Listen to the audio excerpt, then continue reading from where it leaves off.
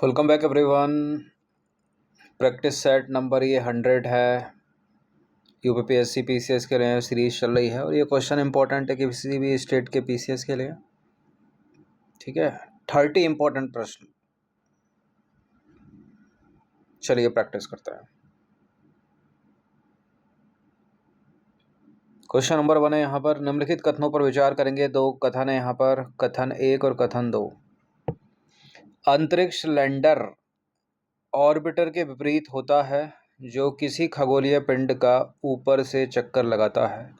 खगोलीय पिंड जैसे कि पृथ्वी भी एक खगोलीय पिंड है, चंद्रमा भी एक खगोलीय पिंड है, मार्स यानी मंगल भी एक खगोलीय पिंड है, बृहस्पति भी एक खगोलीय पिंड है, शुक्र भी एक खगोलीय पिंड है। ठीक है। कथन 2 क्या है? लैंडर को बहुत धीमी गति से सतह पर उतारना पड़ता है जिसे सॉफ्ट लैंडिंग कहा जाता है। कौन सा करेक्ट है इसमें? देखिए, मान लीजिए ये है अर्थ, ठीक है, और ये है चंद्रमा। अब पृथ्वी से कोई मिशन भेजना है मून पर, चंद्रमा पर, ठीक है। तो इस पृथ्वी की ग्रेविटी से बाहर निकालने के लिए जो भी यान भेजना है, जो भी चीज़ भेजनी है, उसके लिए एक रॉकेट की आवश्यकता होगी जो पृथ्वी की ग्रेविटी से बाहर निकाल दे उसको, ठीक है, पृथ्वी के गुरुत्वाकर्षण से। अब वो हो गए इसरो के GSLV और PSLV। फिर ये जो दूसरा खगोलीय पिंड है, मान लीजिए चंद्रमा है, तो इसकी भी एक ग्रेविटी होगी, ठीक है। इसकी ग्रेविटी को पकड़ने के लिए ये है ऑर्बिटर जो किसी खगोलीय पिंड की कक्षा का चक्कर लगाता है। अब इस ऑर्बिटर से नीचे की तरफ जाता है, इसकी सतह पर जाता है लैंडर, ठीक है। तो लैंडर लैंड कर देगा तो उसी को सॉफ्ट लैंडिंग बोलते हैं। और उसी लैंडर के अंदर से एक और चीज़ निकलती है जिसको बोलते हैं रोबर, ठीक है। रोबर जिसमें कैमरे लगे होते हैं, बैटरीज होती हैं, सोलर पावर के लिए एनर्जी होती है, ठीक है। जो मेन शोध करता है वो वहाँ पहुँचकर ज़मीनी स्तर पर यही करता है रोबर। फिलहाल यहाँ ऑर्बिटर की बात हो रही है जो चक्कर लगा रहा है, और ऑर्बिटर से नीचे निकलकर जो लैंडर लैंड करता है उसकी बात हो रही है, और दोनों की दोनों बातें सत्य हैं। तो इसका आंसर हो जाएगा एक, ऑप्शन नंबर 1, कथन 1 और कथन 2 दोनों सही हैं। तो जो अंतरिक्ष लैंडर होता है एक विशेष प्रकार का अंतरिक्ष यान या वाहन है जिसे किसी खगोलीय पिंड जैसे कि चंद्रमा, मंगल या अन्य कोई भी ग्रह हो गया, ठीक है, उसकी सतह पर सुरक्षित रूप से उतरने के लिए उसको डिज़ाइन किया जाता है। ये ऑर्बिटर के विपरीत होता है, जो भी मैंने बताया आपको इमेज में। ऑर्बिटर किसी ग्रह का चक्कर लगाता है उसकी ग्रेविटी में, ठीक है, जो ऊपर से चक्कर लगाता है। लैंडर का मुख्य उद्देश्य सतह पर पहुंचकर वहां की मिट्टी, वातावरण और संरचना का अध्ययन करना है, ठीक है। लैंडर की प्रमुख विशेषताओं की बात करें, सॉफ्ट लैंडिंग। लैंडर को बहुत धीमी गति से सतह पर उतारना पड़ता है जिसे सॉफ्ट लैंडिंग कहा जाता है। सुरक्षित उतारना, यह अपने लैंडिंग पैरों और थ्रस्टर्स की मदद से बिना क्षतिग्रस्त हुए सतह पर उतरता है। अगर किसी ने द मार्शियन मूवी देखी हो, 2015 की मूवी है, तूफ़ानी मूवी है, ठीक है, जिसमें एक एस्ट्रोनॉट होता है, मतलब एस्ट्रोनॉट की टीम ही होती है, 5-6 लोग होते हैं उसमें, वो जाते हैं मार्स पर, तो वहाँ तूफ़ान आ जाता है, तो वापस आ जाते हैं सारे के सारे, लेकिन एक वहीं रह जाता है। सभी को लगता है, पूरे क्रू को, वो मर चुका है, लेकिन वो वहाँ पर भी सर्वाइवल उसका दिखाया, मंगल पर किस तरह से वो अपनी जान बचाता है, ठीक है। वहाँ खेती भी करता है, वो आलू भी उगाता है, ठीक है। उसमें सब रोवर, लैंडर, ऑर्बिटर अच्छे से स्पष्ट है, और तूफ़ानी मूवी है 2015 की। चलिए, तो एग्जाम्पल अगर हम देखें तो चंद्रयान 3 का लैंडर विक्रम और नासा का है मार्स पाथफाइंडर, ठीक है, इसका भी वर्णन है उस मूवी में। और अपोलो लूनर मॉड्यूल नासा का ही, ये क्या है? ये हैं लैंडर सारे। अब लैंडर रोवर में अंतर देख लीजिए। लैंडर सतह पर एक जगह स्थिर रहता है, ठीक है। एक बार लैंड कर गया उस ग्रह पर तो वो स्थिर रहेगा, इस तरह से उसके पैर होते हैं और ऊपर एक उसका धड़ होता है, ठीक है। और इसी में बैठकर जो है पृथ्वी अर्थ की ग्रेविटी से ऊपर निकला जाता है, या किसी भी ग्रह की ग्रेविटी से ऊपर निकला जाता है, और ऊपर ऑर्बिटर उसको पकड़ लेता है। अब इस लैंडर के अंदर से एक निकलता है एक और छोटा सा, उसको बोलते हैं रोवर। तो लैंडर सतह पर एक जगह स्थिर रहता है, जबकि रोवर जैसे कि प्रज्ञान लैंडर के भीतर से बाहर निकलकर सतह पर घूम घूम कर शोध करता है। उम्मीद है बात समझ आ गई होगी। दूसरा प्रश्न है, संचार और मौसम उपग्रह पृथ्वी की कौन सी कक्षा में स्थापित कराए जाते हैं? भू स्थिर कक्षा यानी जियो स्टेशनरी ऑर्बिट, निम्न पृथ्वी कक्षा, लो अर्थ ऑर्बिट, मध्यम पृथ्वी कक्षा, मीडियम अर्थ ऑर्बिट, या पृथ्वी की कक्षा के बाहर सुदूर अंतरिक्ष में स्थापित कराए जाते हैं? इंपॉर्टेंट प्रश्न है, एग्जाम्स में पूछा जाता है।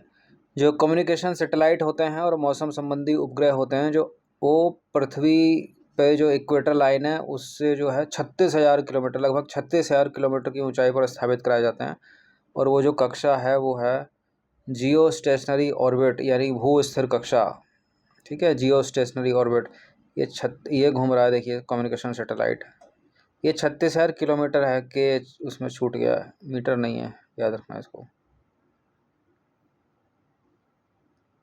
तो भू स्थिर कक्षा यानी जियो स्टेशनरी ऑर्बिट पृथ्वी के भूमध्य रेखा यानी इक्वेटर के ठीक ऊपर लगभग 35,786 मीटर, जो एग्जैक्ट नंबर है वो ये है, लगभग में 36,000 किलोमीटर उसको बोलते हैं, ठीक है। याद रखना उसको कि ऊंचाई पर स्थित एक वृत्ताकार कक्षा है। इस कक्षा में उपग्रह पृथ्वी के घूर्णन की दिशा, ये भी इम्पोर्टेंट है, ये जो घूर्णन की दिशा होती है इस तरह के सैटेलाइट की, वो पृथ्वी की घूर्णन दिशा के ही समान होती है। पृथ्वी कैसे घूम रही है? पश्चिम से पूर्व की ओर, ठीक है, जिससे वे पृथ्वी पर देखने पर आकाश में एक ही जगह स्थिर प्रतीत होते हैं, क्योंकि साथ साथ घूम रहे हैं पृथ्वी के। स्थिरता की बात करें, उपग्रह पृथ्वी की सतह पर एक ही स्थान पर हमेशा स्थिर दिखाई देते हैं, ठीक है, देखने पर।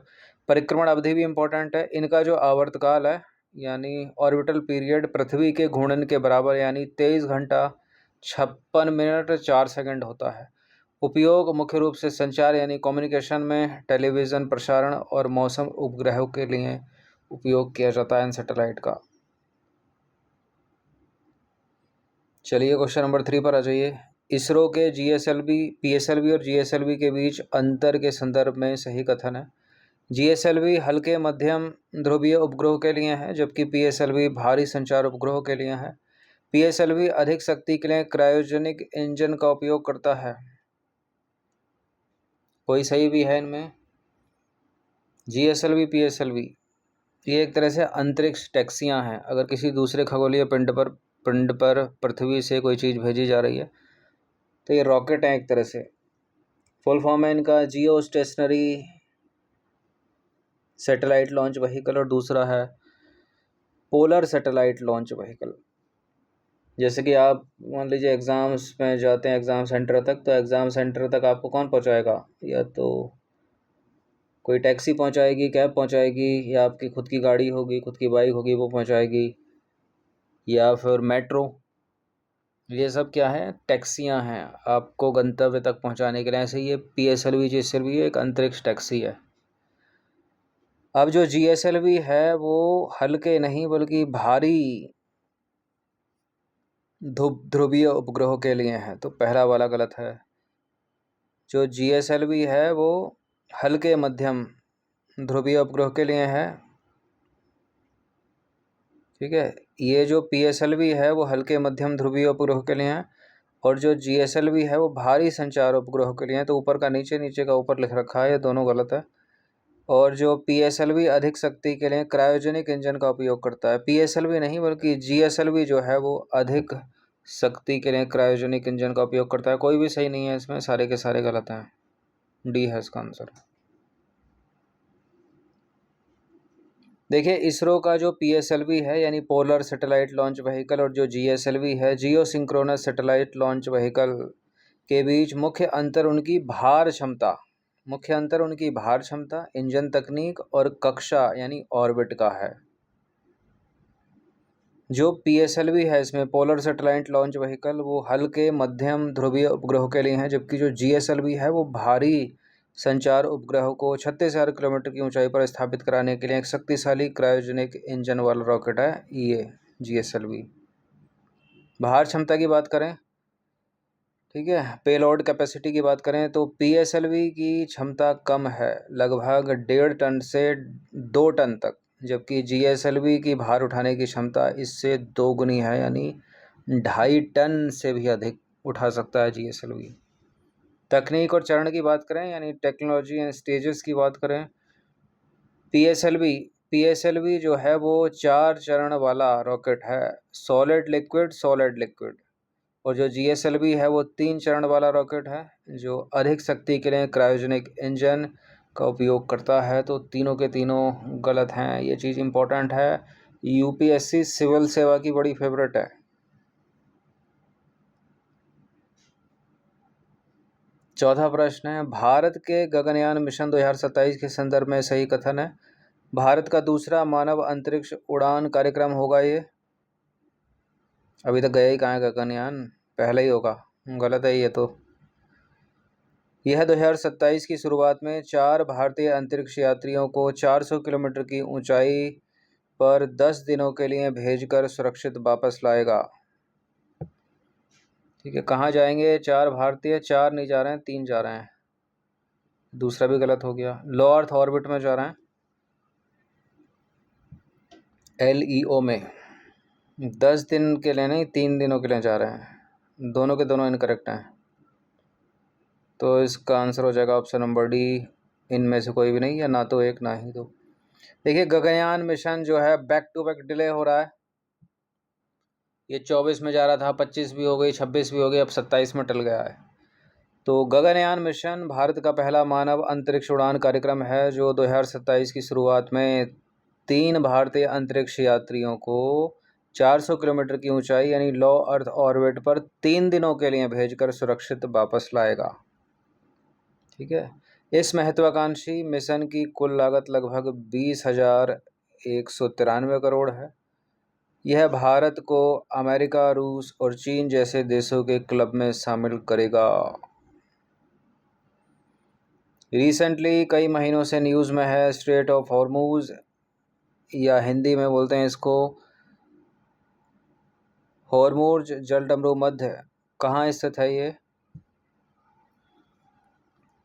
स्टेट ऑफ हॉर्मूज स्थित है उत्तर में ईरान, दक्षिण में ओमान और UAE के बीच में। ऑप्शन नंबर ए हो जाएगा। उत्तर में ओमान गलत है, उत्तर में इजराइल ये भी गलत है, उत्तर में लेबनान ये भी गलत है। देखिए, स्ट्रेट ऑफ हॉर्मूज ईरान और ओमान के बीच स्थित दुनिया का सबसे महत्वपूर्ण संकरा समुद्री मार्ग है जो फारस की खाड़ी को ओमान की खाड़ी और अरब सागर से जोड़ता है। यह दुनिया के लगभग 20% तेल परिवहन का जरिया है, जिस पर तनाव के कारण ग्लोबल मार्केट में तेल और गैस के दाम प्रभावित होते हैं। भौगोलिक स्थिति की बात करें, यह उत्तर में ईरान और दक्षिण में ओमान व UAE के बीच स्थित। ऑप्शन नंबर ए करेक्ट हो गया। और क्या क्या इसका महत्व क्या है? देखिए, यह फारस की खाड़ी से निकलने वाला एकमात्र समुद्री मार्ग है जिससे प्रतिदिन लाखों बैरल कच्चा तेल जाता है। लंबाई और चौड़ाई की बात करें, इसकी लंबाई लगभग 39 किलोमीटर है और सबसे संकरे बिंदु पर यह केवल 33 किलोमीटर चौड़ा है। तनाव और प्रभाव, ईरान और अमेरिका के बीच तनाव के कारण इस मार्ग पर सैन्य गतिविधि रहती है जिससे तेल की आपूर्ति बाधित होने का खतरा बना रहता है।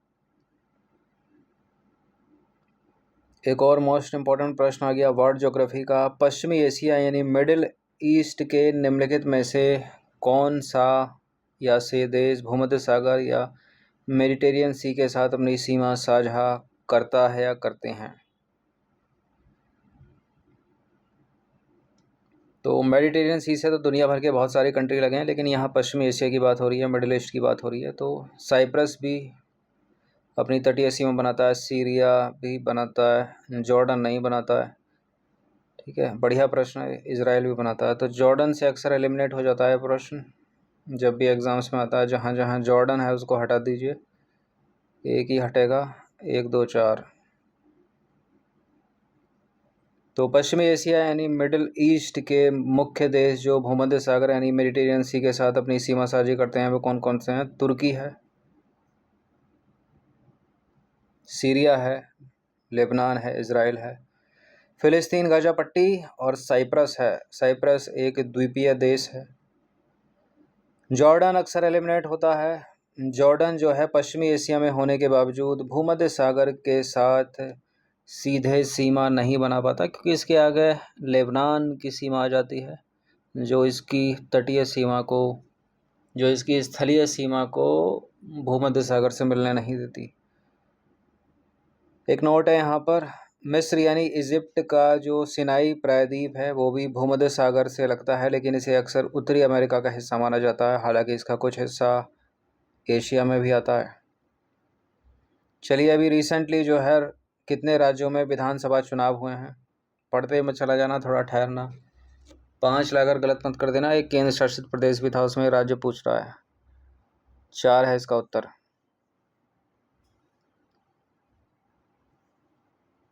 चार ही है ना? 4 है, 3 है? 4 है। देखिए, हाल ही में टोटल 5 हो गया, यानी हाल ही में यानी मई 2026 में भारत के 4 राज्य और एक केंद्र शासित प्रदेश, कुल हो गए 5। अगर वो स्लैश करके लिखता कितने राज्य और केंद्र शासित प्रदेशों में, तब उत्तर बदल जाता, 5 हो जाता। ठीक है। विधानसभा चुनाव संपन्न हुए। इन चुनावों के नतीजे आए थे 4 मई 2026 को। पहला है पश्चिम बंगाल, जिसमें भारतीय जनता पार्टी ने ऐतिहासिक जीत दर्ज करते हुए बहुमत हासिल किया। ठीक है, दीदी को हराया। और तमिलनाडु है दूसरा, अभिनेता विजय की पार्टी ने जो है जीत हासिल की। तीसरा है असम, बीजेपी ने लगातार तीसरी बार जीत हासिल की। केरल है, कांग्रेस के नेतृत्व में यूडीएफ गठबंधन ने जीत हासिल की और 10 साल के बाद सत्ता में वापस आई। और एक है पांचवा, पुदुचेरी या पौंडीचेरी केंद्र शासित प्रदेश, जहां मौजूदा एनडीए सरकार ने अपनी सत्ता बचाए रखी। क्लियर हो गया है। क्वेश्चन नंबर 8 पर आ जाइए। निम्नलिखित में से कौन सी एंडीज पर्वतमाला से निकलने वाली नदियां हैं? अमेजन नदी, ओरिनिको नदी, मैगडालेना नदी। अमेजन तो प्रमुख नदी है एंडीज पर्वत श्रृंखला से निकलने वाली, ओरिनिको भी है और मैगडालेना, सारी की सारी हैं तीनों। डी है इसका आंसर, 1 2 3। एक और चीज़, इन सभी टेस्ट की आप फुल टेस्ट पीडीएफ से जुड़ सकते हैं। एक छोटा सा अमाउंट है 199 का, इतना कम इसलिए रखा था कि सभी लोग इसको इजीली अफोर्ड कर सकें। Full test series PDF format में मिलेगी। पेड टेलीग्राम ग्रुप को आप ज्वाइन कर लीजिएगा। एंडीज पर्वत से निकलने वाली जो मुख्य नदियां हैं वो हैं अमेजन नदी, मैगडालेना नदी, ओरिनिको और एंकाकागुआ नदी। अमेजन दक्षिण अमेरिका की सबसे लंबी नदी है जो पेरू के एंडीज से निकलती है, और मैगडालेना नदी कोलंबिया की प्रमुख नदी है जो एंडीज से निकलती है। ओरिनिको यह भी एंडीज के पश्चिमी भाग से निकलती है, और एंकाकागुआ नदी यह चिली में एंडीज के माउंट एकागुआ से निकलती है। एंकाकागुआ। ये नदियाँ हिमनदों और बर्फ़ के पिघलने से एंडीज पर्वत से निकलती हैं और दक्षिण अमेरिका के जल विज्ञान में महत्वपूर्ण भूमिका निभाती हैं। क्वेश्चन नंबर 9 पर आ जाइए। किसी एक नदी की बात हो रही है। यह नदी मुख्य रूप से राजस्थान में बहती है। यह अजमेर के नाग पहाड़ से शुरू होकर नागौर, बाड़मेर और जालौर से गुजरती हुई गुजरात के कच्छ के रण में विलीन हो जाती है, यानी अरब सागर तक नहीं पहुंच पाती। इसे लवणवती और मरुस्थल की गंगा भी कहा जाता है। किसकी बात हो रही है? देखिए, माही तो अरब सागर में गिरती है, साबरमती भी। यहाँ बात हो रही है लूनी नदी, लूनी या लूड़ी। ठीक है, लूड़ी एक ही बात है। इंग्लिश में तो लूनी ही लिखा रहेगा, हिंदी में ना की जगह ड़ा का यूज़ कर देते हैं। लूनी नदी का उद्गम राजस्थान के अजमेर ज़िले में स्थित नाग पहाड़ यानी नागा हिल से है। यह अरावली पर्वत श्रृंखला की पुष्कर घाटी से निकलती है, जहाँ शुरुआत में इसे सागरमती के नाम से जाना जाता है। इसे लवणवती और मरुस्थल की गंगा भी कहा जाता है। प्रवाह इसका राजस्थान के अजमेर, नागौर, पाली, जोधपुर ग्रामीण, बाड़मेर और जालौर जिलों से होकर बहती है। लूनी। क्वेश्चन नंबर 10, भारत की एकमात्र नदी जो कर्क रेखा को 2 बार काटती है, माही नदी। ठीक है, कर्क रेखा को 2 बार काटती है माही नदी। देखिए, माही नदी जो है पश्चिमी भारत की एक प्रमुख बारहमासी नदी है, जो मध्य प्रदेश के धार जिले की अमरोरू पहाड़ियों में मेहद झील से निकलती है। यह लगभग 576 से 583 किलोमीटर लंबी है, जो मध्य प्रदेश, राजस्थान, गुजरात से बहते हुए खंबात की खाड़ी में गिरती है, यानी अरब सागर में। यह भारत की एकमात्र नदी है जो कर्क रेखा को 2 बार काटती है। ठीक है, बात करें कर्क रेखा की, भारत के बीचों बीच से गुजर जाती है 8 राज्यों से। 23.5 डिग्री उत्तरी अक्षांश रेखा भी इसको कहा जाता है। निम्नलिखित में से कौन सी नदी मकर रेखा को 2 बार काटती है? वर्ल्ड ज्योग्राफी का प्रश्न आ गया। मकर रेखा को 2 बार काटती है लिम्पोपो, और इक्वेटर आ जाए तो उसका उत्तर है कांगो या भूमध्य रेखा। देखिए, अफ्रीका महाद्वीप में बहने वाली जो लिम्पोपो नदी है वो मकर रेखा यानी ट्रॉपिक ऑफ कैप्रिकॉर्न को 2 बार काटती है। इसको बोलते हैं 23.5 डिग्री दक्षिणी अक्षांश। यह अपनी सुंदर सी पृथ्वी बीच से एक रेखा खींच दो 0 डिग्री, एक रेखा यहाँ पर है, एक रेखा यहाँ पर है। यह है 23.5 डिग्री दक्षिणी अक्षांश, यह है 23.5 डिग्री उत्तरी अक्षांश, यह है 0 डिग्री अक्षांश यानी भूमध्य रेखा। ये ऊपर की है कर्क रेखा, यह है मकर रेखा। तो ये जो मकर रेखा है इसको काटती है लिम्पोपो नदी, और यह नदी दक्षिण अफ्रीका, बोत्सवाना और जिम्बाब्वे से होकर बहती है और अंत में मोजाम्बिक के रास्ते हिंद महासागर में गिरती है। इसे एलिगेटर रिवर के नाम से भी जाना जाता है। मिट्टी का सर्वाधिक कटाव निम्नलिखित में से किसके द्वारा होता है? मिट्टी का सर्वाधिक कटाव तो इनमें से जल के द्वारा ही होगा, बी है इसका आंसर। मिट्टी का सर्वाधिक कटाव जो है जल यानी पानी के द्वारा होता है, विशेषकर तेज बारिश और नदियों के बहाव से। यह उपजाऊ मिट्टी की ऊपरी परत को बहा ले जाता है, जिससे कृषि भूमि बंजर हो जाती है। हालांकि हवा भी शुष्क क्षेत्रों में मिट्टी के कटाव का प्रमुख कारण है। ठीक है, वो शुष्क क्षेत्रों में है। ओवरऑल उत्तर जल ही है। चलिए, एक 13वां प्रश्न है यहाँ पर। राष्ट्रीय लता मंगेशकर पुरस्कार, ये जो पुरस्कार है वो मध्य प्रदेश की सरकार का है। 2025 के लिए राष्ट्रीय लता मंगेशकर पुरस्कार के प्राप्तकर्ता का नाम प्रसिद्ध पार्श्व गायक सोनू निगम। प्रसिद्ध पार्श्व गायक सोनू निगम को मध्य प्रदेश सरकार द्वारा वर्ष 2025 के प्रतिष्ठित राष्ट्रीय लता मंगेशकर पुरस्कार के लिए चुना गया है। मध्य प्रदेश सरकार का ही पुरस्कार है। यह सम्मान उन्हें भारतीय संगीत के क्षेत्र में उनके उत्कृष्ट योगदान के लिए दिया गया था। यह पुरस्कार 28 सितंबर 2025 को लता मंगेशकर जी की जयंती के अवसर पर इंदौर में प्रदान किया गया था। तो अभी सितंबर आना बाकी है, अगला वाला किसी और को मिलेगा इस साल का। क्वेश्चन नंबर 14 पर आ जाइए। विजयनगर साम्राज्य की अमरम प्रणाली का संबंध किससे था? हिस्ट्री का प्रश्न है ये। विजयनगर साम्राज्य इंपॉर्टेंट है, एक आधा प्रश्न बनेगा ही बनेगा स्टेट पीसीएस में, खासकर यूपी पीसीएस में तो बनता है, और यूपीएससी सिविल सर्विसेज में भी हर साल बनता है। तो विजयनगर साम्राज्य की अमरम प्रणाली का संबंध है नायकों को दिया जाने वाला भूक्षेत्र।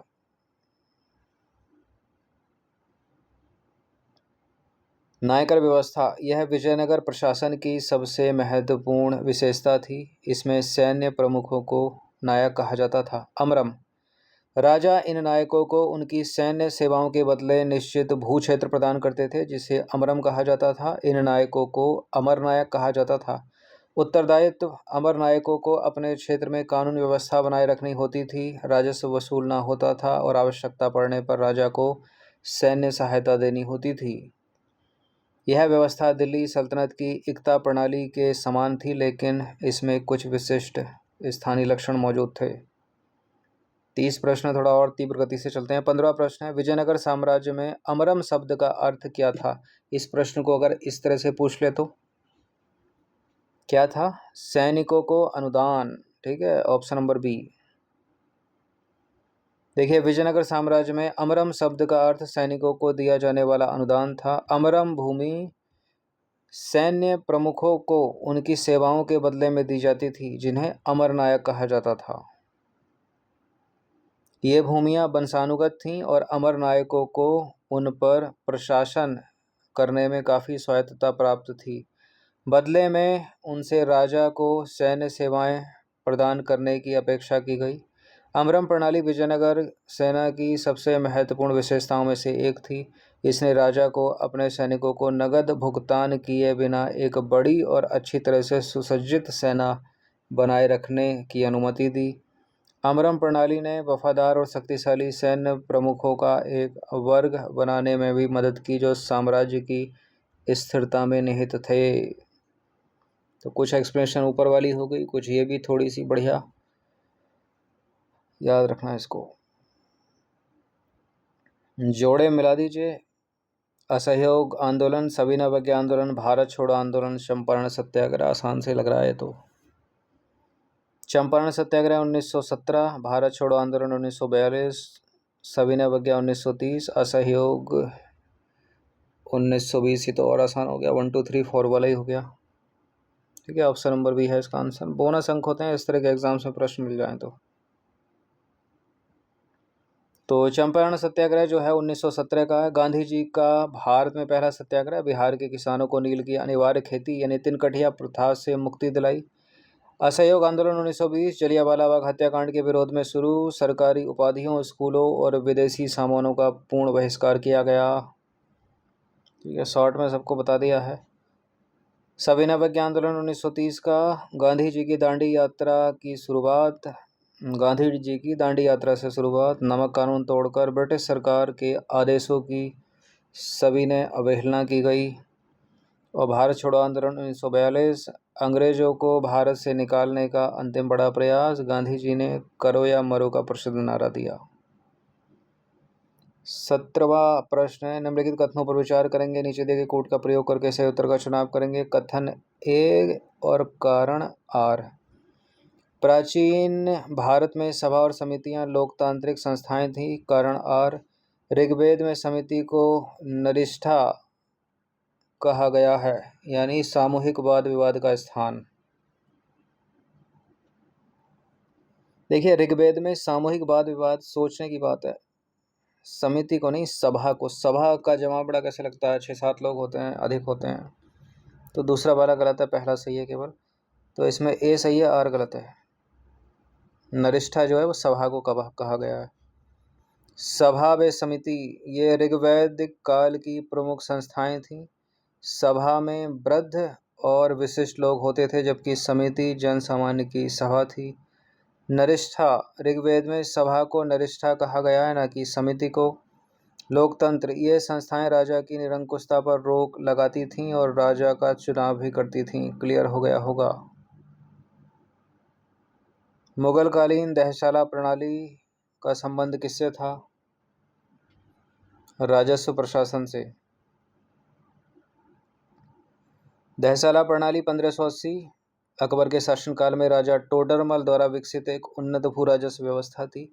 यह पिछले 10 वर्षों की औसत उपज और फसलों की कीमतों पर आधारित थी, जिससे कर निर्धारण में स्थिरता आई। इसे जब्ती या आईने दहशाला भी कहा जाता था, जो मुख्य रूप से नगद कर संग्रह पर केंद्रित थी। चलिए, संसद की लोक लेखा समिति के बारे में कोई स्टेटमेंट इनकरेक्ट है यहाँ पर। इसमें कुल 22 सदस्य होते हैं, 15 लोकसभा के 7 राज्यसभा के। इसका अध्यक्ष विपक्षी दल से होने की परंपरा है। कोई भी मंत्री इस समिति का सदस्य नहीं हो सकता। यह समिति सीएजी की रिपोर्ट की जांच नहीं करती। क्यों नहीं करती? करती है। डी गलत है। देखिए, मुख्य काम है, अंग्रेजी में पब्लिक अकाउंट कमेटी बोलते हैं इसको। पीएसी का मुख्य कार्य क्या है? सीएजी यानी नियंत्रक एवं महालेखा परीक्षक की वार्षिक ऑडिट रिपोर्ट की सूक्ष्म जांच करना। इसलिए सीएजी को पीएसी का मित्र और मार्गदर्शक कहा जाता है। इसमें गलत है डी। स्थापना, इसे पहली बार 1921 में स्थापित किया गया था। पब्लिक अकाउंट कमेटी को सदस्यों का चुनाव आनुपातिक प्रतिनिधित्व प्रणाली द्वारा 1 वर्ष के लिए होता है। अध्यक्ष 1967 से यह परंपरा है कि इसका अध्यक्ष विपक्षी दल का सदस्य ही बनता है। इस समिति का कार्यकाल 1 वर्ष का होता है। 20वां प्रश्न है, सर्वोच्च न्यायालय का मूल क्षेत्राधिकार, अंग्रेजी में बोलते हैं इसको ओरिजिनल ज्यूरिसडिक्शन, में निम्नलिखित में से क्या शामिल नहीं है? सर्वोच्च न्यायालय के मूल क्षेत्राधिकार में शामिल है भारत सरकार और एक या एक से अधिक राज्यों के बीच विवाद, 2 या 2 से अधिक राज्यों के बीच विवाद, राष्ट्रपति और उपराष्ट्रपति के चुनाव से संबंधित विवाद, उच्च न्यायालयों में आने वाले अपीलीय मामले, ये तो सुप्रीम कोर्ट का अपीलिएट ज्यूरिसडिक्शन है, ना कि ओरिजिनल ज्यूरिसडिक्शन। ये ऊपर के तीनों ओरिजिनल ज्यूरिसडिक्शन है, यानी मूल क्षेत्राधिकार। तो संविधान का अनुच्छेद 131 यह सर्वोच्च न्यायालय के मूल क्षेत्राधिकार को परिभाषित करता है, जिसमें केंद्र राज्य या राज्यों के आपसी कानूनी विवाद सीधे सुप्रीम कोर्ट जाते हैं। चुनाव विवाद अनुच्छेद 71 के तहत राष्ट्रपति उपराष्ट्रपति चुनाव विवाद केवल सुप्रीम कोर्ट सुनता है। अपीलीय अधिकार की बात करें तो उच्च न्यायालयों के निर्णय के विरुद्ध अपील सुनना अपीलीय क्षेत्राधिकार है। अंग्रेजी में अपीलिएट ज्यूरिसडिक्शन के अंतर्गत आता है, न कि मूल क्षेत्राधिकार के अंतर्गत। 21वां प्रश्न है, भारत की संप्रभुता, एकता और अखंडता की रक्षा करनी है आप लोगों को। भारतीय संविधान में कहाँ निहित है ये? मूल अधिकारों में, मौलिक कर्तव्यों में, राज्य के नीति निषेध सिद्धांतों में, या संविधान की प्रस्तावना में? प्रत्येक भारतीय का एक कर्तव्य है कि भारत की संप्रभुता, एकता और अखंडता की रक्षा करें। यह भारत का मूल कर्तव्य है, यानी फंडामेंटल ड्यूटीज़ हैं ये। देखिए, भारतीय संविधान में जो मौलिक कर्तव्य हैं यानी फंडामेंटल ड्यूटीज़, वो नागरिकों के नैतिक दायित्व हैं जो देश की एकता, अखंडता और गौरव को बनाए रखने के लिए आवश्यक हैं। ये संविधान के भाग 4A के अनुच्छेद 51A में शामिल हैं। मूल संविधान में ये नहीं थे, ठीक है, बाद में जोड़े गए। वर्तमान में नागरिकों के कुल 11 मौलिक कर्तव्य हैं, जिन्हें 1976 में 42वें संविधान संशोधन द्वारा सरदार स्वर्ण सिंह समिति की सिफारिश पर जोड़ा गया था। जब ये 1992 में जोड़े गए थे तो 10 थे, 11वां जो है वो बाद में जोड़ा गया। मूल स्रोत कहाँ से आया इनका? सोवियत संघ रूस के संविधान से। प्रकृति की बात करें, ये नेचर इसका इम्पोर्टेंट है। ये कर्तव्य न्यायालय द्वारा सीधे लागू नहीं किए जा सकते, लेकिन संसद कानून बनाकर इन्हें लागू कर सकती है। यानी कोई अगर भारत में कोई भारतीय नागरिक मूल मूल कर्तव्यों का पालन नहीं करता है तो क्या उसके खिलाफ कोर्ट में कार्रवाई की जा सकती है? नहीं की जा सकती। लेकिन जो हमारी पार्लियामेंट है, जो संसद है, वो कानून बनाकर, ठीक है, इन्हें लागू करवा सकती है और उस व्यक्ति विशेष को दंडित भी कर सकती है। इसके लिए कोई PIL भी नहीं डाल सकता। मूल कर्तव्यों के लिए लेकिन कर सकते हैं PIL फाइल। कोई दिवस उवस मनाया जाता है क्या इससे रिलेटेड भारत में? बिल्कुल, भारत में 6 जनवरी को मौलिक कर्तव्य दिवस मनाया जाता है, ठीक है। संप्रभुता की रक्षा, भारत की संप्रभुता, एकता और अखंडता की रक्षा करना ये मूल कर्तव्य है। 22वें नंबर का प्रश्न है, निम्नलिखित मौलिक कर्तव्य किस संविधान संशोधन के द्वारा भाग 4A के अनुच्छेद 51A में जोड़ा गया? ये वही है जो 11वें नंबर का है। 42वें में तो 10 आ गए थे, लेकिन 11वां जो है वो आया 86वें संविधान संशोधन के द्वारा। वो था 6 से 14 वर्ष के अपने बच्चों को शिक्षा के अवसर प्रदान करना। ये एक फंडामेंटल ड्यूटीज़ है, ठीक है। शिक्षा का अवसर, 6 से 14 वर्ष के बीच अपने बच्चों को शिक्षा के अवसर प्रदान करना, ये 86वां संविधान संशोधन अधिनियम के द्वारा सन 2002 में जोड़ा गया भारतीय संविधान में। चलिए, इंडियन ज्योग्राफी का प्रश्न 23वें नंबर का। ये पूर्वी घाट, पश्चिमी घाट इंपॉर्टेंट है। जितने भी इनसे प्रश्न बनते हैं सब बना चुका हूँ मैं, अलग अलग तरह से बना रहा हूँ, तो कि अगर कोई प्रश्न आ जाए तो किसी भी स्टेट के BCS पे गलत नहीं हुआ आपसे। कथन 1 है, कथन 2 है। पूर्वी घाट दक्षिण में नीलगिरी पहाड़ियों में पश्चिमी घाट से मिलता है। पूर्वी घाट की सबसे ऊंची चोटी जिंदगड़ा पीक है।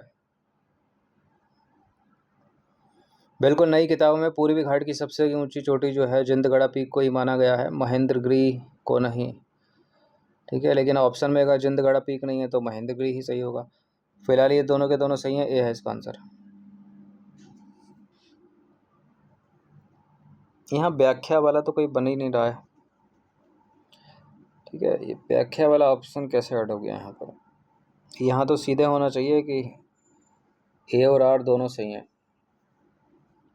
नहीं, दूसरा सही करते हैं ना फिर, ए और आर दोनों सही हैं, आर ए की सही व्याख्या नहीं करता है।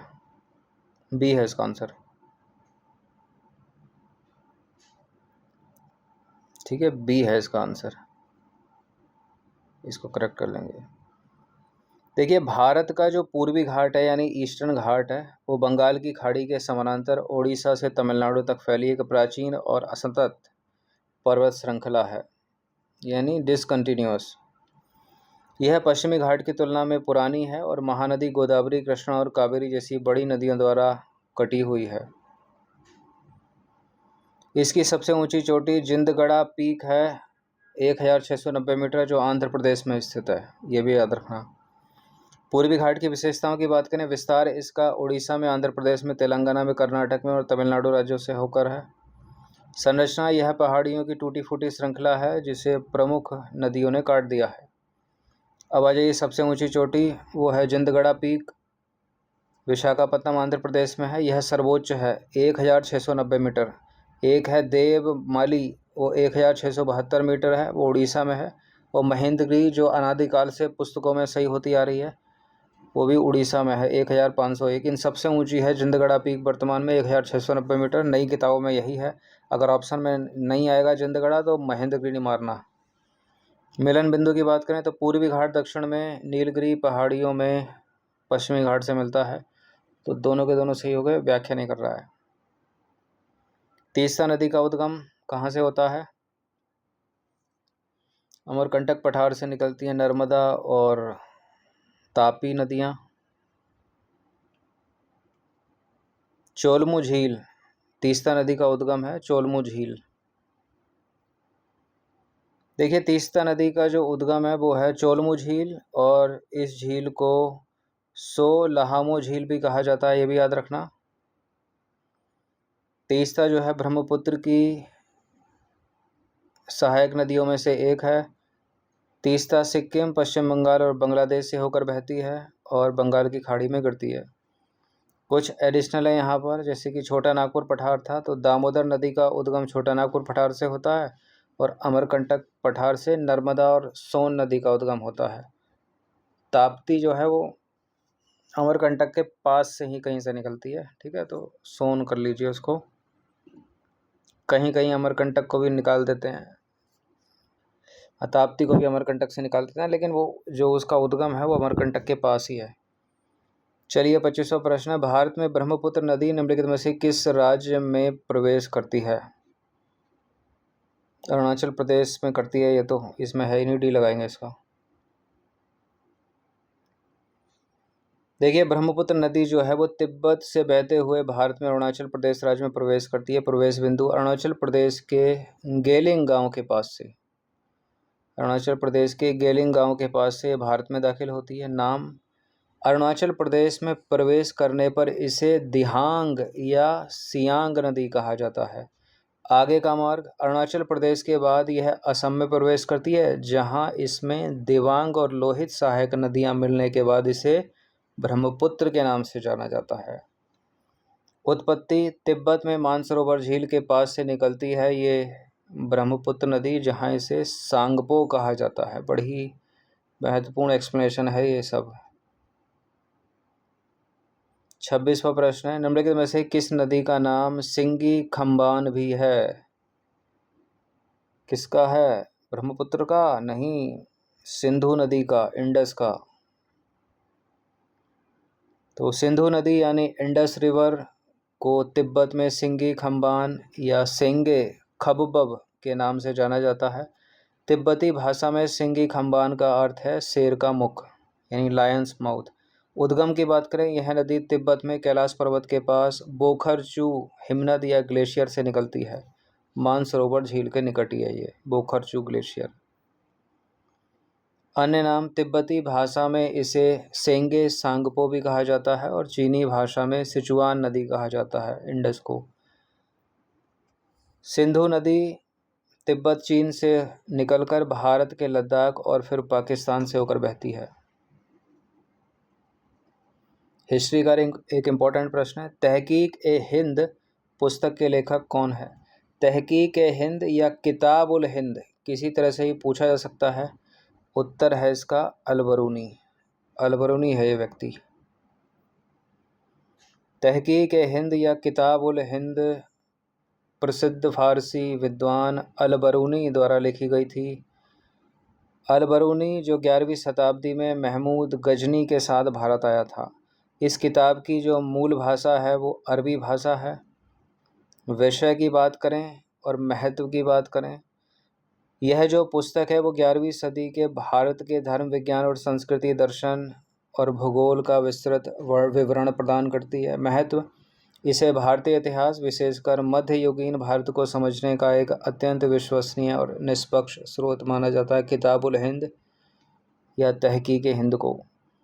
इन सभी टेस्ट की आप फुल टेस्ट सीरीज़ से जुड़ सकते हैं। नंबर इस पर व्हाट्सअप करके full test series PDF format में मिलेगी। पेड टेलीग्राम ग्रुप को आप ज्वाइन कर सकते हो। जो वीडियोस देखना पसंद नहीं करता है या वीडियो देखने के साथ अगर आप PDF से पढ़ना चाहते हैं, जो बाद के समय में बहुत काम आता है, एग्ज़ाम्स के पास जब 1-1.5 महीने का समय बचता है तो प्रिंट आउट करा के आप पढ़ सकते हो उसको। 28वें नंबर का प्रश्न है, निम्नलिखित में से कौन सा कथन सही है? कथन 1 है, कथन 2 है। ग्रेगर जॉन मेंडल आनुवंशिकी का पिता कहा जाता है। उन्होंने 19वीं सदी में आम के पौधे पर प्रयोग करके आनुवंशिकता के मूलभूत नियमों की खोज की थी। देखिए, ग्रेगर जॉन मेंडल को आनुवंशिकी का पिता कहा जाता है, ये तो ठीक है। कहाँ जाता है पिता, कहाँ जाता है तो सिस्टम ही अलग हो गया। कहा जाता है, बिंदु की आवश्यकता नहीं है। और यहाँ को, और आम का पौधा नहीं था, वो मटर का पौधा था। ये बड़ी इंपॉर्टेंट चीज़ है, याद रखना। तो पहला वाला सही है और आर गलत है, मतलब दूसरा गलत है। ए और आर हो गया इसमें। ए सही है, मतलब कथन 1 सही है और 2 गलत है। देखिए, आनुवंशिकी अंग्रेजी में बोलते हैं इसको जेनेटिक्स का पिता ग्रेगर जॉन मेंडल को कहा जाता है। ठीक है, कहा जाता है और कहाँ जाता है, बहुत बड़ा डिफरेंस है। उन्होंने मटर के पौधे पर प्रयोग करके आनुवंशिकता यानी हेरिडिटी के मूलभूत नियमों की खोज की थी, जिससे जीवों में लक्षणों की वंशागति का पता चला। चलिए, एक और इम्पोर्टेंट प्रश्न है, 29वां प्रश्न है। रुधिर वर्ग की खोज तो सभी को पता होगी, किसने की है? कार्ल लैंडस्टीनर ने। अब यहाँ प्रश्न कुछ और है। ए रुधिर वर्ग वाले एक पुरुष का विवाह यदि बी रुधिर वर्ग वाली महिला के साथ होता है तो उनके पुत्र या पुत्री का रुधिर वर्ग क्या हो सकता है? इस तरह से प्रश्न पूछ लेता है एग्जाम्स में।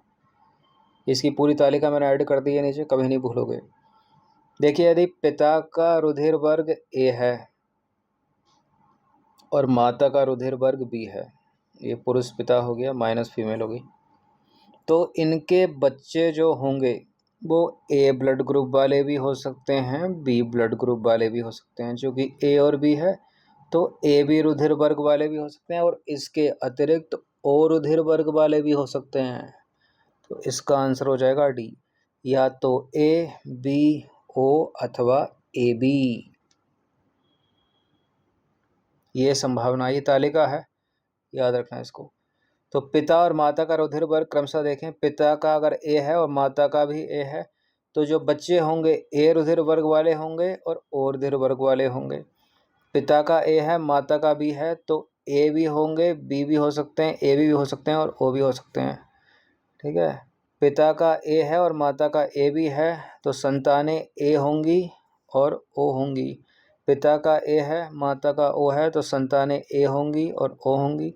पिता का बी है और माता का भी है तो संतानें बी होंगी और ओ होंगी। जो ए बी रुधिर वर्ग है, इस तालिका को रट लेना। जो ए बी रुधिर वर्ग है उसको सर्वग्राही कहा जाता है और जो ओ रुधिर वर्ग है उसको सर्वदाता कहा जाता है। थोड़ा और डीप में घुस के पूछ ले एग्जामिनर तो उसमें भी जो ओ नेगेटिव है उसको सर्वदाता कहा जाता है, यूनिवर्सल डोनर। ओ प्लस मत लगा देना वरना ओ ही याद रखना। इसलिए रुधिर वर्ग ए वाला कोई पुरुष रुधिर वर्ग बी वाली महिला से विवाह करता है तो उनके पुत्र पुत्री का रुधिर वर्ग ए बी अथवा ओ होगा। कार्ल रैंडस्टीनर, ये नाम याद रखना हमेशा। रुधिर वर्ग का जनक इनको कहा जाता है। और डेकास्टले और स्टर्ल ने एवी रुधिर वर्ग की खोज की। अंतिम प्रश्न है, कोशिका का पावर हाउस किसको कहा जाता है? बोनस अंक वाला प्रश्न आ गया, माइटोकॉन्ड्रिया को। बहुत पूछा गया प्रश्न, पालतू प्रश्न है ये। देखिए, कोशिका का पावर हाउस यानी power house of the cell mitochondria को कहा जाता है। क्यों कहा जाता है? क्योंकि ऊर्जा उत्पादन, माइटोकॉन्ड्रिया कोशिका के भीतर ऑक्सीजन और पोषक तत्वों का उपयोग करके एटीपी यानी एडेनोसिन ट्राइफॉस्फेट के रूप में ऊर्जा उत्पन्न करते हैं। कोशिकीय श्वसन, यह कोशिकीय श्वसन का मुख्य केंद्र है जहां भोजन का ऑक्सीकरण होता है। एटीपी का निर्माण, माइटोकॉन्ड्रिया में एटीपी का उत्पादन होता है जो कोशिका की विभिन्न गतिविधियों के लिए आवश्यक ऊर्जा प्रदान करता है। कार्य क्षमता की बात करें तो कोशिका के सुचारू रूप से कार्य करने और उसे जीवित रखने के लिए आवश्यक अधिकांश ऊर्जा यही बनाता है। तो ये 30 प्रश्न बड़े ही इम्पोर्टेंट हैं यूपी पीसीएस के लिए, किसी भी स्टेट के पीसीएस के लिए। बीपीएससी वाले भी करते रहिएगा प्रैक्टिस, इससे भर्तियां आ गई हैं। और 24 तारीख को जो यूपीएससी सिविल सेवा की परीक्षा होगी 24 मई को, उसके लिए भी इम्पोर्टेंट है ये सीरीज़।